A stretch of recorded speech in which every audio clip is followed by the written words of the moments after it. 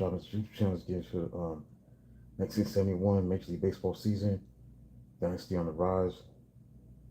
It's basically talking about Charlie Finley, the owner, Charles Finley, the owner of Oakland A's at the time. He was never sad to see his Oakland A's arrive at the scene. The years of poor results under his contentious ownership. It was not yet prime for the World Series yet, but it was on the verge of being a dynasty on the rise. On day One day late in 1967, the city of Oakland, California, received good news and bad news. The good news, the city was getting a Major League Baseball team.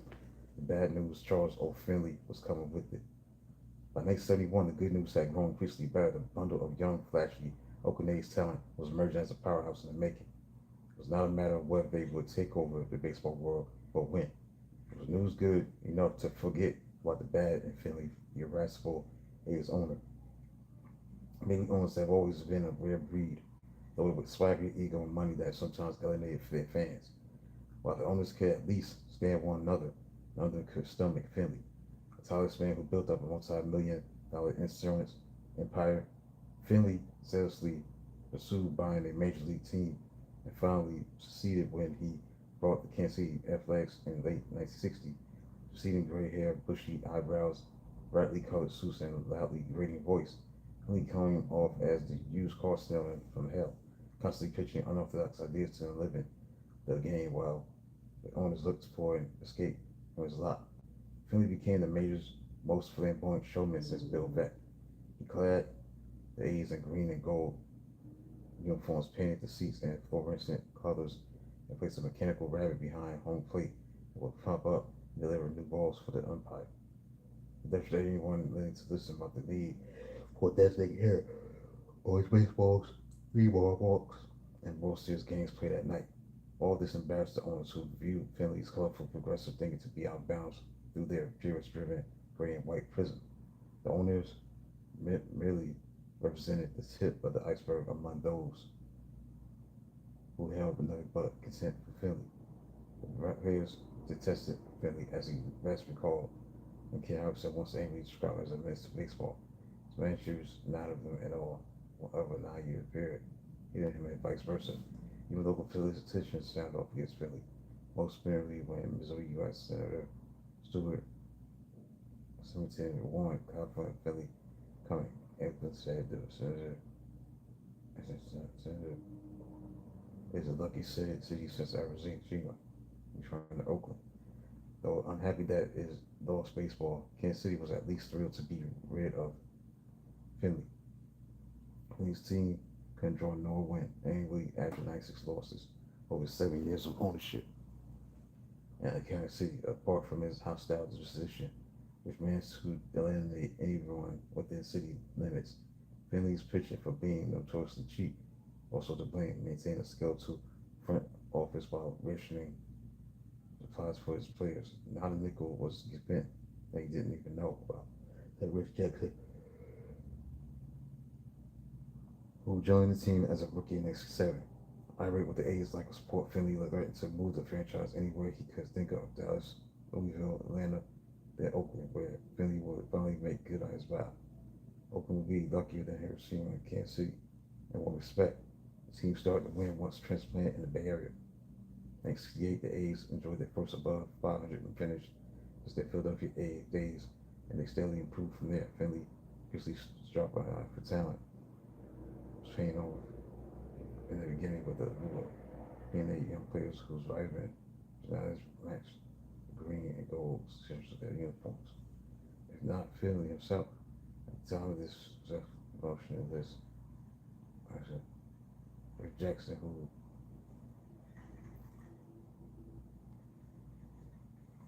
burst onto the scene with 47 home runs.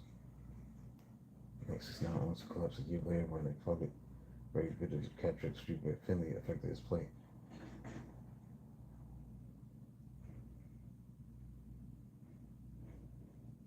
Two major developments helped put the A's over the top. 1971. One was the arrival of new manager Dick Williams, whose reign in Boston had met with a tumultuous end 2 years earlier. After the clash recording sprint sheet, Williams' fiery leadership was the perfect fit. The young A's, who were hungry and confident batch of players. The other came from the seven Boston, a 21-year-old fireballer, Wide Blue, who hinted at things to come in the seventh with no hitter with a no hitter among six starts. Say when he came out blazing, earning 17-3, forget the All-Star break while becoming a media sensation with cover 10 treatments for Time and Life magazine. He never wanted to stand in the shadows. Holy over early 2009 to be nicknamed True and had it sewn on the back of his jersey.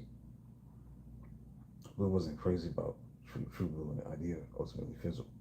Blue cooled through the latter part of the season as his arm began tiring out from throwing fastballs, but his final record, 24-8, along with 301 strikeouts in the American League, that's 1.82 ERA on average, earned him both the League's Cy Young Most Valuable Player awards. Elevated by Blue's presence was Oakland's Ryan Blue. Oakland's Catfish Hunter. He was found the nickname Finley gave him was momentarily in Blue's shadow by winning 21 games against 11 losses. It was the first of 5 straight years in which he went at least 20 another starter.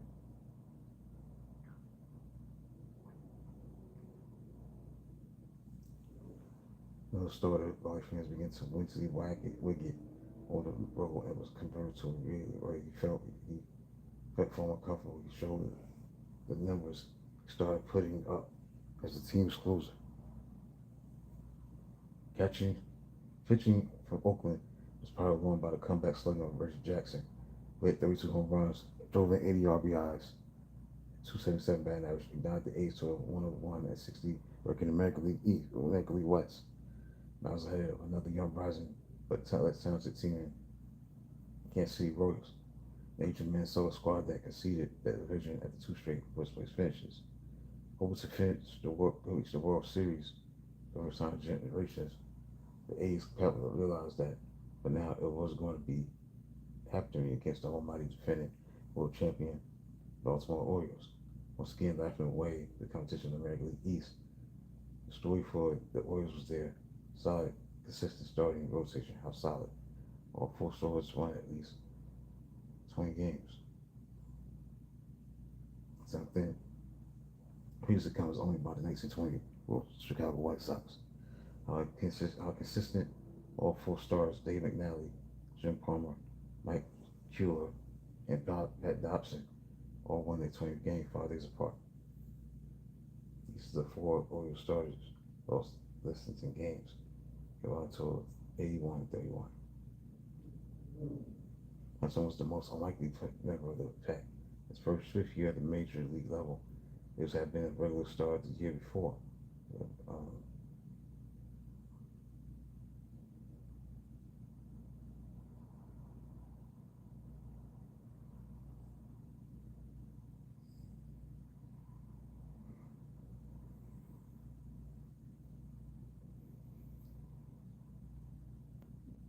Hudson was the most unlikely member of the pack. In his 5th year at the major league level, Hudson had only been a regular star the year before with the woebegone San Diego Padres in Baltimore.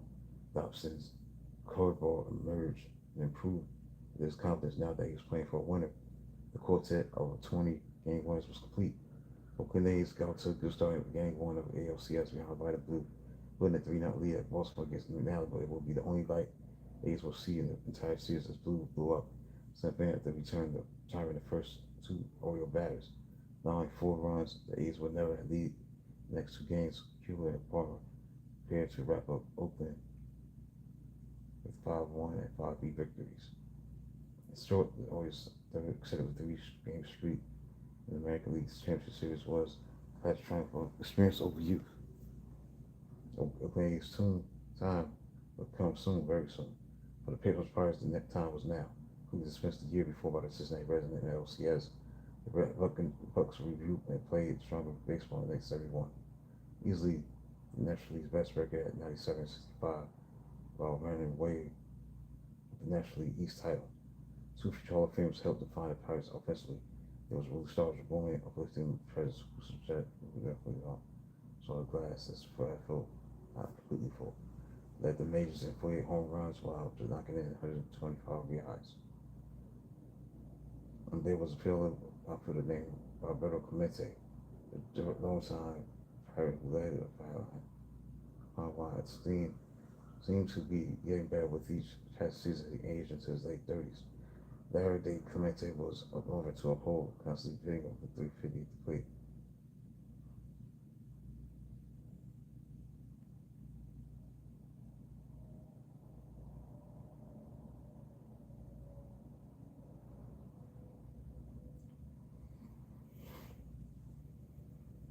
Larry Day Clemente was remarkably whole, constantly hitting over 340 at the plate. Defensively, Clemente uncanny ability to launch throws from the deep outfield to the plate on a dime and on the fly continued to be the stuff of legend.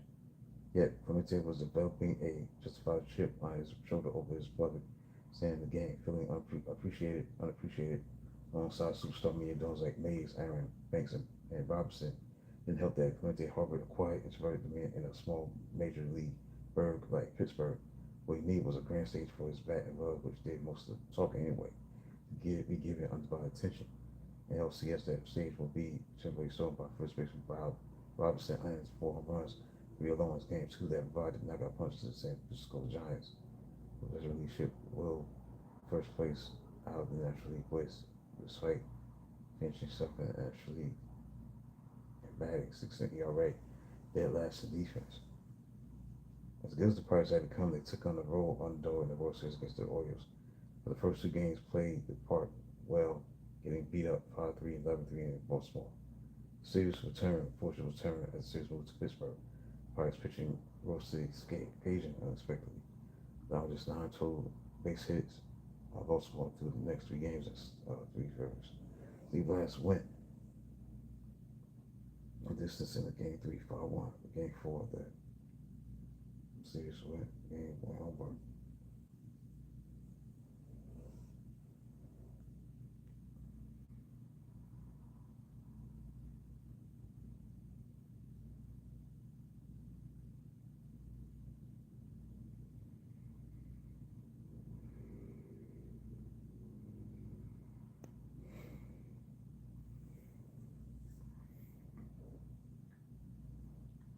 Pitching rose to the occasion, just allowing 9 total Baltimore hits.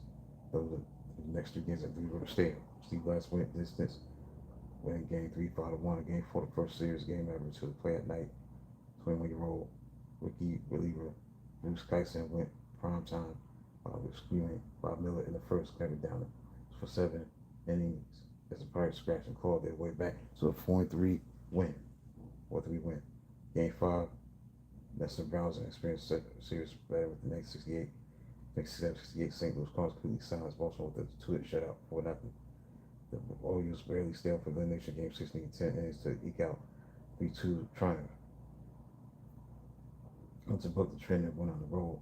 The first 6 games were won by the home team. The Pirates broke the ice in game 7. Roberto Clemente stole homer in the 4th. In the 8th innings, insurance can improve crucial as the Warriors got run back in the inning, bottom of the inning, but that was it. Pirates took the 2-1 clincher and captured their first championship since Bill Mazeroski famous walk-off triumph in the next 60. Roberto Clemente, who was also there in the next 60, was a happy camper. Now all throughout the series, the Warriors could not stop this Tyler's veteran who break Baltimore's switch with a 4-14. There's 2 doubles and 1 triple and 2 home runs. Finally, the light shined. Right in the 32nd row, the chip was gone. Practically barely a year later, so he would. Right, so that's it for that. 2 o'clock, I'll be talking to Carmichael. Then 2:30 do the 1981 Major League Baseball season at 2:30.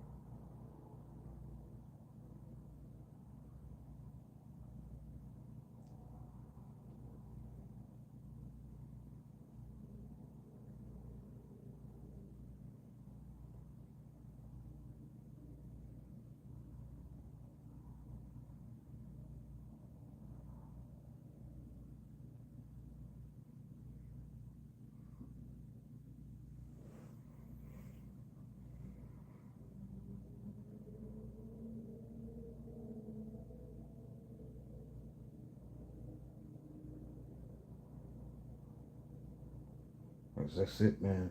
Talk to you soon.